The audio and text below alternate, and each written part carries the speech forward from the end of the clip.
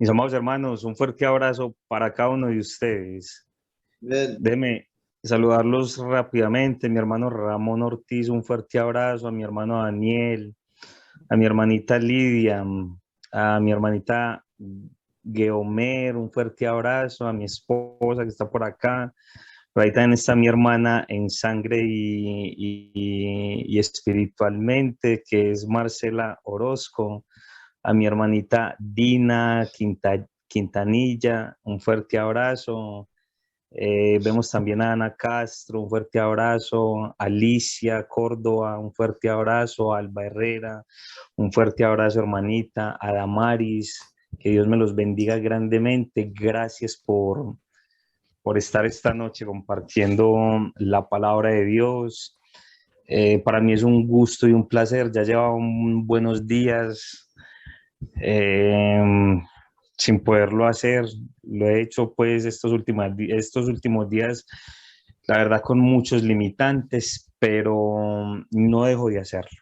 Entonces es un gran placer y es un gran honor, mis amados hermanos, estar con ustedes compartiendo esta noche. Bien. Hermanos, no sé si yo di un estudio hace algunos días atrás y hablábamos acerca de el libro de Filipenses y hablábamos un poco acerca de cuál era la obsesión que tenía Pablo acá y hacíamos un paneo general acerca del libro de Filipenses y nos mostraba Pablo que la obsesión de él era que se predicara el evangelio. Amén. Esa era la obsesión de Pablo, que se predicara el evangelio. Y mirábamos cuál era uno de los versículos principales en Filipenses. ¿Cuál es el eje principal de este pequeño libro, pero muy interesante, hermanos? Porque es muy interesante y miramos que todo está centrado en capítulo 1, versículo 21, donde Pablo dice, porque para mí el vivir es Cristo y el morir es ganancia. Este es el eje principal de este libro. Pero era porque Pablo entendía perfectamente para quién vivía, por qué vivía y para qué él hacía las cosas. Y si él moría, ¿cuál era la ganancia? La tenía muy claro. ¿Cuál era la ganancia que Pablo iba a obtener después de ganar esta batalla, después de pelear esta batalla?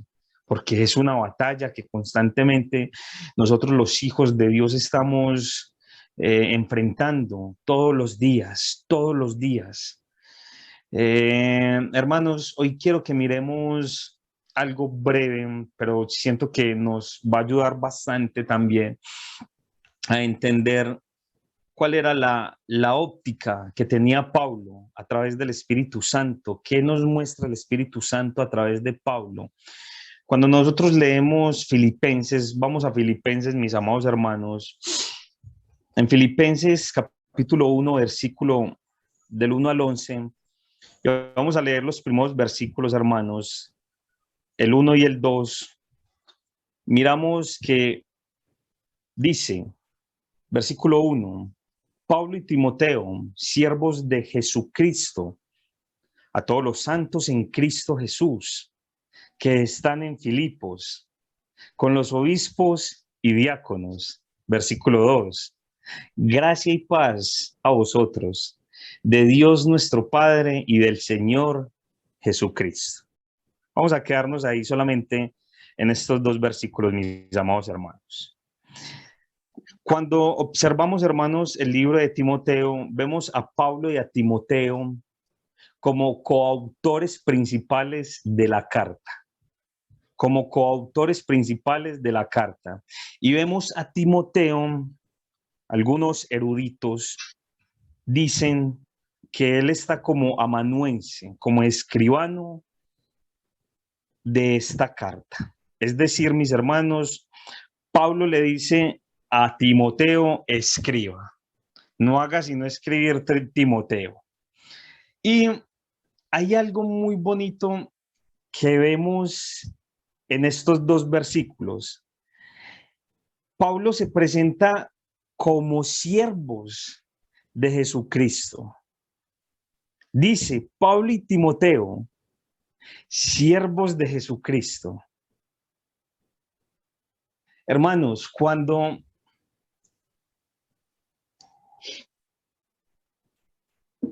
nosotros observamos la carta a los Gálatas, Pablo tiene que presentar defensa, todo un capítulo en Gálatas de su apostolado, mis amados hermanos.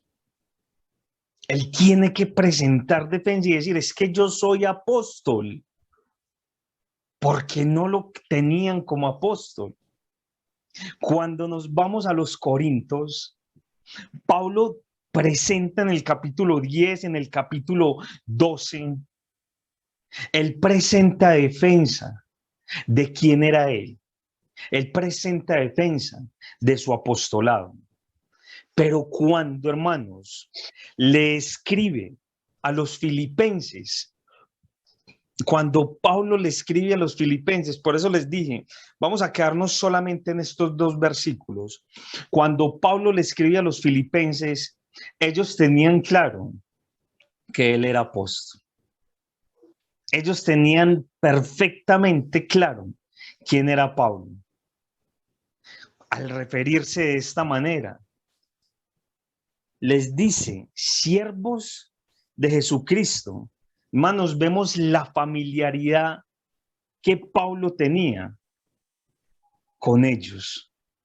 En las otras cartas nosotros, Pablo aún haciendo una buena referencia, porque Pablo era muy respetuoso, lo hacía con mucho amor.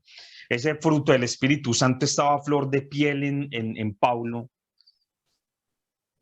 Pero cuando Pablo se refiere a los filipenses, él lo hace de una manera, de hecho me gusta, por eso me gusta tanto esta carta, hermanos, porque él lo hace con mucho amor.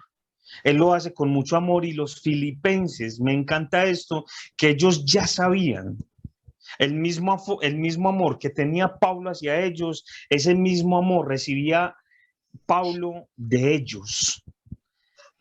Hermanos, cuando observamos esta carta, hay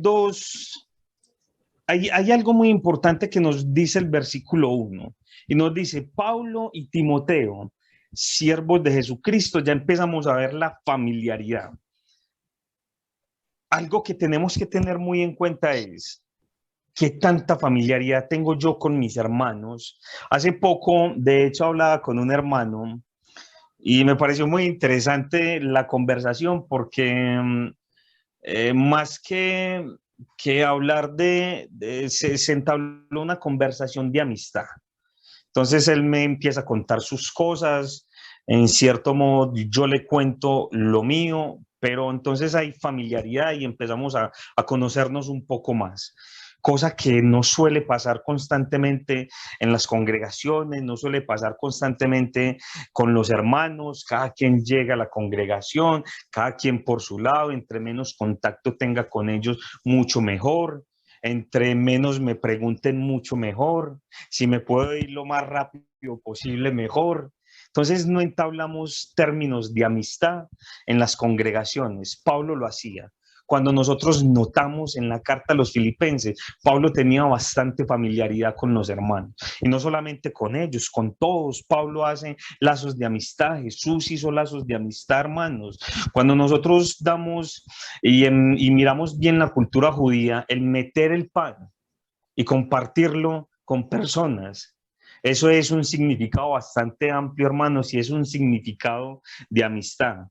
Entonces, debemos de preguntarnos en esta noche, ¿cuántos amigos tengo yo en la iglesia de Cristo?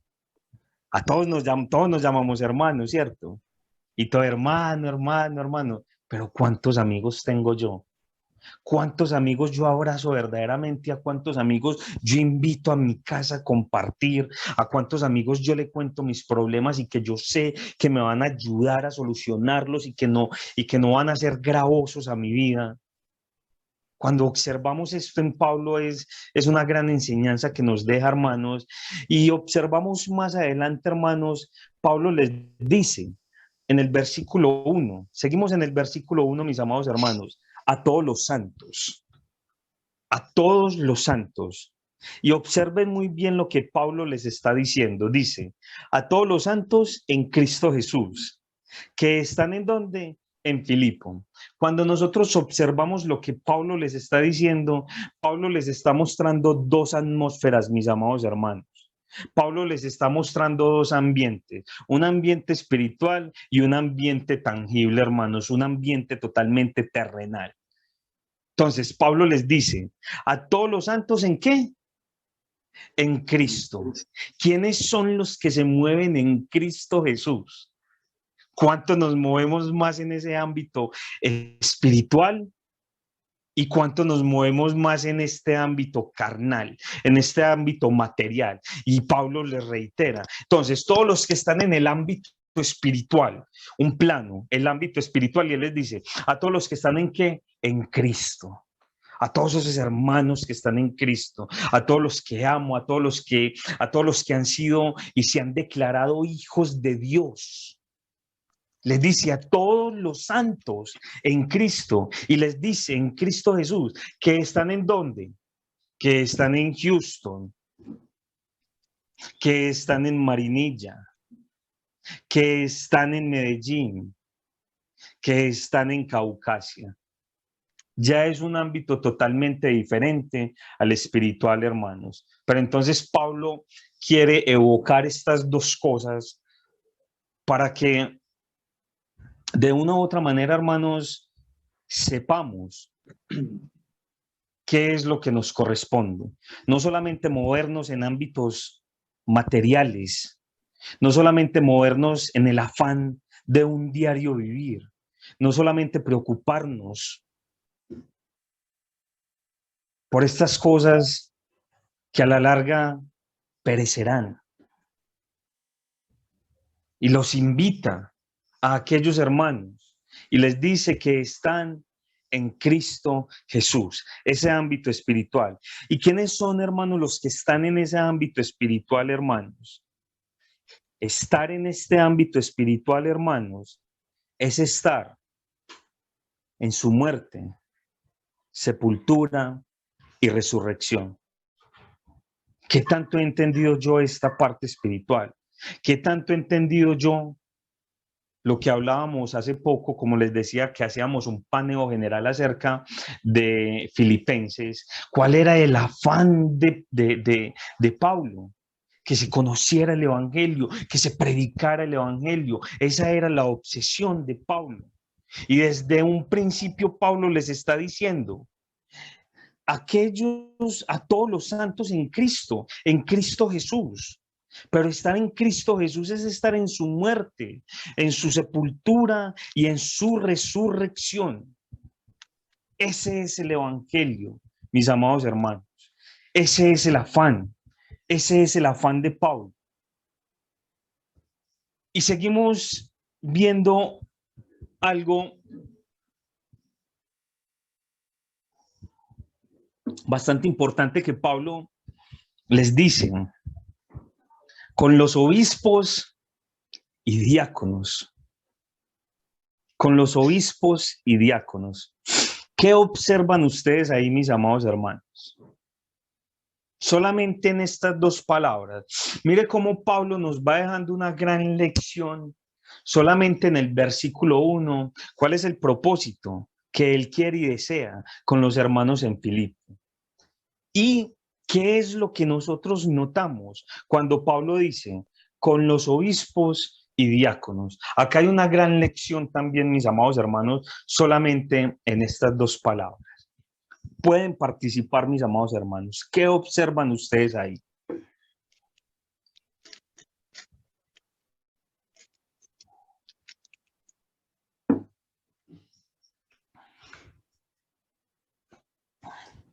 Respeto hacia ellos. Respeto hacia ellos. ¿Qué más, mi hermano? A ver, hermanas, comenten. Hermanos. Pueden hablar, hermanas, tranquilas. Pueden hacerlo con libertad. ¿Qué observan ustedes cuando Pablo se está dirigiendo? Ya vemos los dos campos que Pablo nos quiere invitar a entrar, en ese ámbito espiritual y que nos movemos en un ámbito material. Y cuando les dice, con los obispos y diáconos, ¿qué observan ustedes ahí? que era una congregación que estaba organizada como lo manda la Escritura, que ya tenía madurez, que ha alcanzado a tener ancianos y diáconos y ministros. Excelente, mi hermano Alejandro. Sí, sí, vemos en la... Básicamente, Sí, hermanos, sí, básicamente es eso, hermanos. Vemos una iglesia totalmente organizada, una iglesia con obispos y una iglesia con diáconos, hermanos. ¿Quiénes son?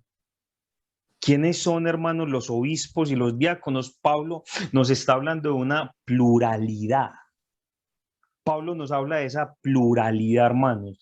Pablo, vemos que hay iglesias totalmente constituidas, iglesias totalmente, hermanos, iglesias organizadas. ¿Cuánto nos ha costado a nosotros como iglesia organizar iglesia? Sí, mi hermano Ramón. Hermano, es que prácticamente tenemos que recordar que ellos tenían la responsabilidad de cuidar la iglesia de Cristo. Por lo tanto, ese saludo es más bien un saludo de responsabilidad, porque la iglesia sí, las cartas iban a llegar, como veíamos allá en Filipenses, en Efesios 1:1. Voy a tomarme el atrevimiento de leerlo un momentico, hermano. Efesios 1:1 dice: Pablo, apóstol de Jesucristo, por voluntad de Dios, a los santos y fieles en Cristo Jesús que están en Éfeso. Estas cartas iban a llegar precisamente a quienes lideraban las iglesias, porque ellos iban a dar esta carta como lectura. O sea, ellos eran los encargados de guiar espiritualmente la iglesia. Entonces, en otras iglesias donde no estaban establecidos ancianos y diáconos, como en Corinto, porque en Corinto no se ve que se le habla a ancianos y a diáconos, se necesitaban hombres fieles, mujeres fieles, o en este caso, como enseña Corintios 16, la primera carta como 18, la familia de Estefanes, y Pablo nos está pidiendo que nos sometamos a esta clase de personas. Entonces, Pablo, o como ustedes pueden ver en el libro de los Hechos, ellos siempre estaban contactándose con quienes lideraban las iglesias, ¿ya? Y entre ellos estaban los evangelistas. Entonces es muy importante tener en cuenta esto. Yo sé que mi hermano quiere hacer énfasis en la organización de la iglesia, como lo menciona el hermano Alejandro, pero hay personas que no se quieren comprometer, hermano. Entonces todo esto es necesario que lo tengamos en cuenta, porque es que a veces también encuentro hermanos por ahí que quieren juzgar a otras iglesias porque no han sido establecidos ancianos o cosas parecidas. Y hermano, muchas veces no es culpa ni del evangelista o los predicadores, porque yo he sido testigo de en varias iglesias donde se ha luchado por un lado y por el otro y no quieren, hermano. Entonces, la cuestión es que maduremos espiritualmente y ya Dios proveerá realmente esos verdaderos líderes, no por dedocracia ni por democracia, sino por teocracia. Es muy importante entender que la teocracia es la que gobierna la iglesia de Cristo, porque a veces hay familias que quieren apoyar a otras familias y se han vuelto grupitos más bien de ancianos y obispos de solamente familia. Y eso también ha hecho mucho daño a la iglesia, hermano. Entonces quería como que tuviésemos en cuenta esto que les estoy comentando, por favor. Muy buen punto, hermano. Gracias, mi hermano Ramón. Amén. Hay que tener en cuenta todos estos conceptos, mis amados hermanos, y es precisamente porque hay un apoyo bastante fuerte y bastante sólido en estos obispos y diáconos. Amén. De hecho, hermanos, este concepto de obispos, eso tiene un concepto bastante cultural, bastante fuerte, donde se ha malinterpretado de tal manera, hermanos, que de acá radica solamente de esta palabra, hermanos, de obispo, radica la Iglesia Católica, solamente de esta palabra. ¿Por qué? Porque no lo pluralizaron, sino, hermanos, que lo hicieron un obispo. Entonces, cuando nosotros observamos en esa organización, hermanos, hay pluralidad. Entonces vemos obispos, diáconos, aquellos obispos es, hermanos, igual también a ancianos o pastores de las iglesias. A eso hace referencia el apóstol Pablo acá. Hermanos, cuando nosotros observamos en Proverbios capítulo 11, versículo 14, nos dice, hermanos, Proverbios nos dice, en la multitud de consejeros está la seguridad, está la sabiduría, hermanos, no en uno solo, no en la singularidad, sino en la pluralidad, hermanos. Dice, en la multitud de consejeros está la sabiduría, está la seguridad, hermano. Entonces, cuando observamos esto, vemos una iglesia totalmente constituida, una iglesia totalmente organizada, hermanos, que es muy importante. Es muy importante empezar a trabajar en esos temas como iglesia, en esa organización bíblica, porque esto nos ayuda de una u otra manera, mis amados hermanos, a quitar cargas, a alivianar cargas, hermanos. Pablo le sigue hablando a los hermanos y les dice en el versículo 2, gracia y paz a vosotros, gracia y paz. Hace poco el hermano Leonel hablaba un poco acerca de esa gracia, hermanos. Lamentablemente, hermanos, nosotros la gracia la tenemos por barata. Cuando nosotros hemos entendido verdaderamente qué es la gracia de Dios, hermano, cuando entendemos y empezamos a mirar todos estos contextos, hermano, por eso Pablo les dice en Cristo Jesús, a todos los santos que están en Cristo Jesús, a todos los santos que han entendido aquella muerte, aquella sepultura, aquella resurrección, Pablo les quiere también hablar de la gracia. Hermanos, en el versículo 7, Pablo les dice que ellos son participantes de la gracia. Pablo les dice, como me es justo sentir esto de todos vosotros por cuanto os tengo en el corazón y en mis prisiones y en la defensa y confirmación del evangelio. Todos vosotros sois participantes conmigo de la gracia. Y Pablo hace mucha referencia acerca de la gracia. Pablo nos habla muchísimo. Pablo, inspirado por el Espíritu Santo, nos habla mucho acerca de la gracia. Y entonces, cuando vamos a 2 Corintios capítulo 8, Pablo nos sigue hablando de esa gracia. En 2 Timoteo nos sigue hablando de esa gracia.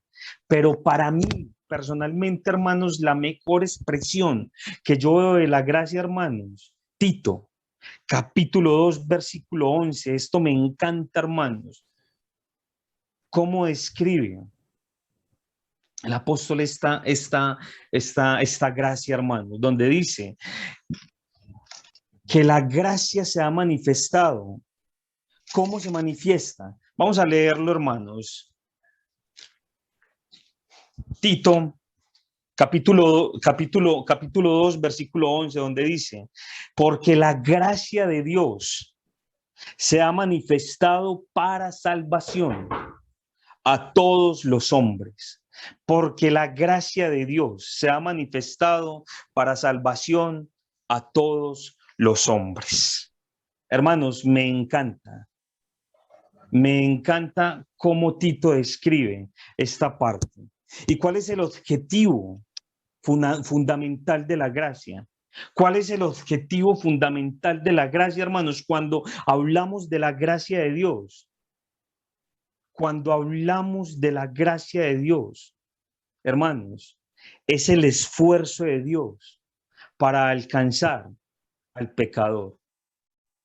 Es el esfuerzo de Dios para alcanzar al pecador, a un mundo, hermanos, indigno, a un mundo que está en contra de Dios. ¿Cómo Dios puede alcanzar a gente tan inmunda, tan rebelde? Solo, hermanos, por su gracia. ¿Cómo Dios con su gracia nos alcanza, mis amados hermanos? Hermanos, la gracia es el esfuerzo que Dios está haciendo para alcanzarte a ti y para alcanzarme a mí. Capítulo 12 de 2 Corintios, hermanos, versículo 9, Dios le dice a Pablo, bástate ni siquiera le dice en mi gracia, sino que le dice, bástate mi gracia. Ni siquiera es una opción. La gracia no es opcional. Y muchas veces lo leemos, bástate en mi gracia. No es una opción. Dios le está diciendo a Pablo, bástate mi gracia. Hermanos, hay ocasiones que nosotros pensamos, hermanos, que la gracia es barata, que la gracia fue barata. Y no le damos la suficiente importancia, hermanos, y no nos hemos apropiado verdaderamente. ¿Qué es la gracia de Dios, hermanos? Hermanos, si leo, no leo, si voy, no voy. O sea, qué tanta importancia y qué tanta relevancia le doy yo verdaderamente a la gracia de Dios. Porque es que cuando hablamos de la gracia de Dios estamos hablando de ese reino, estamos hablando de esa iglesia, hermanos. Estamos hablando de lo que Dios ha hecho por ti, de lo que Dios ha hecho por mí en mi vida. Entonces, ¿qué tanta importancia le doy yo día a día a lo que Dios ha hecho por mí? Hermanos, siento que es bueno que analicemos y como nosotros no hemos soportado nada de dolor, no hemos padecido, esta gracia la tenemos por barata, hermanos, lamentablemente. Es que lo que pasa, hermano, es que normalmente lo que es gratis, lo que es regalado, nosotros no lo apreciamos hasta que lo perdemos. Lamentablemente, mi hermano Daniel es así.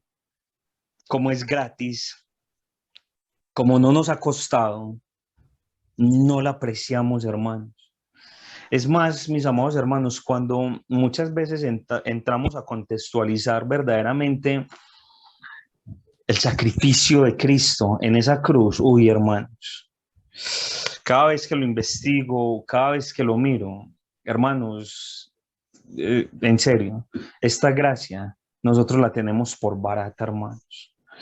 Pero si lo analizamos en todos los contextos, en el contexto como lo describe Lucas, en esos contextos judíos, cómo fue la muerte de Jesús, hermanos, es una cosa impresionante. Entonces siento que nos hace falta más apropiarnos verdaderamente de lo que Pablo nos está diciendo acá. Gracia, gracia y paz. ¿Cuál es la consecuencia de la gracia? ¿Cuál es la consecuencia de esa gracia, de ese esfuerzo que Dios está haciendo, hermanos? Darnos la potestad de ser hijos de Dios. Pablo lo está diciendo ahí, hermanos. ¿Saben cuál es la consecuencia? La paz. Cuando tenemos la gracia de Dios, cuando hemos entendido la gracia de Dios, Pablo les dice gracia y paz. Esa es la consecuencia de la gracia. La paz. Paz, hermanos, la gente hoy en día no tiene paz. Si ustedes observan, hermanos, en un mundo totalmente perturbado, un mundo totalmente perseguido, un mundo con aflicciones, enfermedades, pobrezas, en estos momentos la guerra que se está desatando en Rusia, Ucrania, estas enfermedades que han estado viniendo, pobreza. Cuando salgo a las calles acá en Medellín, hermanos, es una cosa increíble. La indigencia que hay. Yo nunca había visto tanta indigencia como la estoy viendo ahora, hermanos. Es increíble. La intolerancia, hermanos. Usted se subió a un carro y escucha a ese insultándote, vea tal cosa, tal otra. Un mundo donde no hay paz. Que aún nosotros, los hijos de Dios, en su gracia, en su amor, en lo que Dios nos ha cobijado, no hemos podido entender las consecuencias de la gracia y no hemos podido entender que la consecuencia es la paz. Eso es lo que Dios quiere darnos hoy en día, paz. Pero como no entendemos la gracia, como no leo, como no oro, como no me importa, voy cada 8 días porque si bien le parece, hermanos, nos hace falta apropiarnos más de esto. Hermanos, el amor es la esencia de la naturaleza eterna de Dios. El amor es la esencia de la naturaleza eterna de Dios, hermanos. Las dos más grandes bendiciones que le podemos, hermanos, y que poco lo hacemos, desear a nuestros hermanos, es gracia y paz. Amén. Teniendo la confianza de que Dios nunca nos va a abandonar. Pocas veces nosotros nos saludamos así. Mi hermanito Edil, gracia y paz. Mi hermanita Dina, gracia y paz. Mi hermanito Daniel, gracia y paz. Gracias. Sí. Poco lo hacemos, mis amados hermanos. Pero miren lo importante que es esto. Pablo lo practicaba, y si Pablo lo hacía, es porque esto tiene un contexto bastante poderoso, hermanos. Y nosotros no solamente vemos la gracia hoy en día, hermanos. La gracia siempre ha estado en Dios, hermanos. En otros términos, por ejemplo, cuando observamos la gracia, hermanos, en el Antiguo Testamento, que lo observamos en el hebreo, que es Yanán, se utiliza, hermanos, como misericordioso, considerado, favorecer. Y utilizamos varios textos, hermanos, que es en Génesis 33:5, Salmos 37:21, Números capítulo 6, versículo 25. Observamos lo misericordioso de Dios, observamos lo considerado que Dios ha sido. Y cuando seguimos observando en el Antiguo Testamento, observamos otras frases, hermanos, observamos el favor de Dios, que es Yen. Observamos el favor de Dios, y eso lo vemos en Génesis capítulo 8, en Proverbios capítulo 11, versículo 16. Y seguimos observando, hermanos, lo clemente que es la gracia de Dios, la clemencia, Yanún. En Éxodo capítulo 34, versículo 6, observamos la gracia de Dios. Siempre nos ha acompañado, pero nosotros la hemos desechado, mis amados hermanos. La hemos Ese es el problema. desechado. Hemos Ese es el desechado la problema. gracia de Dios. Hermanos, Dios es justo. Yo siento que Dios, en su gracia, en su amor, en ese afán por alcanzarnos, Dios es demasiado. Me pongo a pensar de hecho, todo este tiempo que he estado en mi enfermedad me ha servido mucho para recapacitar, reflexionar acerca de muchos puntos, hermanos. Y cada vez veo más la misericordia y el amor de Dios por cada uno de nosotros, hermanos. Es más, tenemos un ejemplo demasiado claro de la justicia de Dios, hermanos, y cuando observamos en Mateo capítulo 20, hermanos, desde el versículo 1 hasta el versículo 16, los obreros de la viña. ¿Qué mejor ejemplo de justicia que es, hermanos? ¿Qué mejor ejemplo de justicia que es?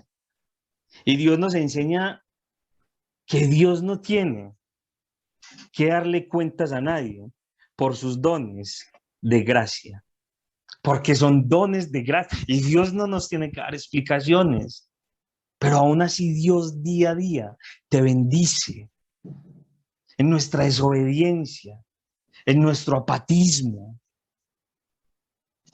en nuestros sesgos de negatividad, porque constantemente los manejamos con los hermanos, lo manejamos con la iglesia, lo manejamos con Dios porque lo cuestionamos. Porque cuando frotamos esa lámpara de Aladín, Él no sale y concede nuestros deseos, entonces cuestionamos su gracia, cuestionamos sus favores. Cuando observamos, hermanos, en Lucas capítulo 15, versículo 20 al 24, hermanos, que también es un ejemplo, también, hermanos, grandioso, y es el ejemplo del arrepentimiento. El ejemplo de arrepentimiento, el hijo pródigo, hermanos. Es increíble, hermanos, cuando leemos lo del hijo pródigo. El arrepentimiento, hermanos, recibe realce como condición para la salvación. Es un realce, pero ¿cuánto nos cuesta verdaderamente? Yo siento que nosotros constantemente somos, manejamos remordimientos y volvemos y caemos. Y volvemos y pecamos. Y Dios en su amor nos coge y en su gracia. Y nos quiere dar paz y gracia. Y nos quiere dar gracia y paz. Pero verdaderamente, ¿quién se ha arrepentido? ¿Cuántos de nosotros nos hemos arrepentido? ¿Cuántos de nosotros hemos entendido verdaderamente esta muerte, esta sepultura y esta resurrección? ¿Cuánto me ha costado? ¿Cuánto he dado yo por Dios? ¿Cuánto me esfuerzo por alcanzar aquellas almas perdidas? Dios, tú lo has dado todo por mí. ¿Qué he dado yo por ti? Hermanos, la palabra gracia ocupa un lugar prominente en las salutaciones y las bendiciones finales de las epístolas. Hermanos, como agregado al saludo judío convencional, porque es un saludo convencional judío, hermanos, pero podemos observar todo lo que nos puede enseñar el Espíritu Santo a través de solamente 2 palabras de paz. La base de la doctrina. ¿Saben cuál es la base de la doctrina de Pablo, mis amados hermanos? Se encuentra en Romanos capítulo 1, versículo 16, donde dice: porque no me avergüenzo del evangelio, porque es poder de Dios para salvación a todo aquel que cree. Y dice al judío primeramente y también al griego. Pero ¿sabe por qué Pablo dijo eso, hermanos? Y es un versículo que todos no lo sabemos. ¿Saben por qué Pablo dijo eso? Yo quiero que observen el versículo 14, hermanos. Que eso me encanta, hermanos, porque Pablo dice esto. Capítulo 1, versículo 14. Antes de Pablo decir: porque no me avergüenzo del evangelio, porque es poder de Dios para salvación a todo aquel que cree, al judío primeramente, a todo y también al griego. Pablo en el versículo 14, Pablo entendió perfectamente que era la gracia de Dios, mis amados hermanos. ¿Y sabe por qué Pablo dice esto? Vea lo que dice en el versículo 14. A griegos y a no griegos, a sabios y a no sabios, soy deudor. Pablo se sentía deudor de Cristo. Pablo entendió que tenía una deuda tan grande que él no sabía cómo pagarla, hermano. ¿Te sientes deudor en esta noche? ¿Cuántas veces te has sentido deudor y cuántas veces le has dado las gracias a Dios y le has dicho: Dios, gracias porque mandaste a tu hijo en esa cruz a morir por mí, gracias porque me has dado vida y salvación, vida eterna? Pablo lo entendió y él decía: soy deudor y por eso no me avergüenzo del evangelio. Hermanos, Romanos capítulo 3, otra de las bases fuertes y fundamentales de Pablo. Capítulo 3, versículo 20 dice: ya que por las obras de la ley ningún ser humano será justificado. El hombre aparece como pecador, pero él justificado, es justificado por gracia, mis amados hermanos. Aparecemos como pecadores, pero somos justificados por la gracia de Dios. Y Pablo sigue diciendo en Romanos capítulo 3, versículo 21, sigue diciendo: pero ahora, aparte de la ley, se ha manifestado ¿qué? La justicia de Dios. Se sigue manifestando la justicia de Dios, hermanos. Y sigue diciendo en el capítulo 4, versículo 25, el cual fue entregado por nuestras transgresiones y resucitó para nuestra justificación. Es decir, hermanos, Dios en su gracia lo trata como si nunca, y nos trata como si nunca hubiésemos pecado, a pesar de ser culpables, mis amados hermanos. A pesar de nosotros ser culpables, Dios nos trata como si nosotros nunca hubiéramos hecho nada, hermano. Hermanos, ¿qué tanto hemos entendido verdaderamente la gracia y la consecuencia de la gracia? ¿Cuántos desean paz, hermanos? ¿Cuántos han entendido la gracia de Dios? ¿Y cuánto nos hemos esforzado por esa gracia de Dios? Yo deseo paz en estos momentos y todos los días de mi vida. Le pido paz a Dios. Más que pedirle riquezas, más que pedirle mi casa, más que pedirle mi auto, más que pedirle una cantidad de cosas, hermanos. Le pido paz a Dios.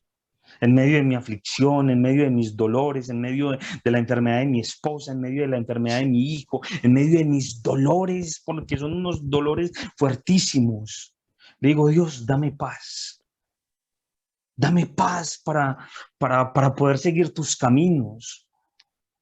Y esta semana Dios me habla a través de su palabra, hermanos, y muchas veces había pasado por este pasaje, pero esta semana que lo leí, hermanos, me encantó y lo quiero compartir con ustedes, mis amados hermanos, donde Santiago escribe y dice, hermanos, en el capítulo 5, versículo 10, hermanos míos, dice, tomad como ejemplo de aflicción y de paciencia a los profetas que hablaron en nombre de Jesús, en nombre del Señor. Y sigue diciendo en el versículo 11, he aquí tenemos por bienaventurados a los que sufren, pero no queremos sufrir. Habéis oído de la paciencia de Job y habéis visto el fin del Señor, la muerte, sepultura y resurrección, que el Señor es misericordioso y compasivo. Pero, hermanos, esta semana que lo leía en medio de mi aflicción, y yo, Dios, gracias, porque tienes palabra para toda situación y para cada momento. Gracias, Dios, le daba las gracias a Dios y yo, gracias por tu amor, por tu bondad y por tu misericordia. Y gracias porque pones hermanos de gran bendición en mi vida. Mis amados hermanos, espero que esta lección haya tocado algunas fibras de su corazón. No es mi palabra, mis amados hermanos, es la palabra de Dios. Espero que lo pongamos en práctica. Más que decir, hablar, es poner en práctica verdaderamente lo que Dios nos deja en su palabra. Que Dios los bendiga grandemente, mis amados hermanos, y un fuerte abrazo. Gracias a Dios, gracias por usted, hermano. Amén. Muchas gracias, hermano Wilson. Amén. Le agradecemos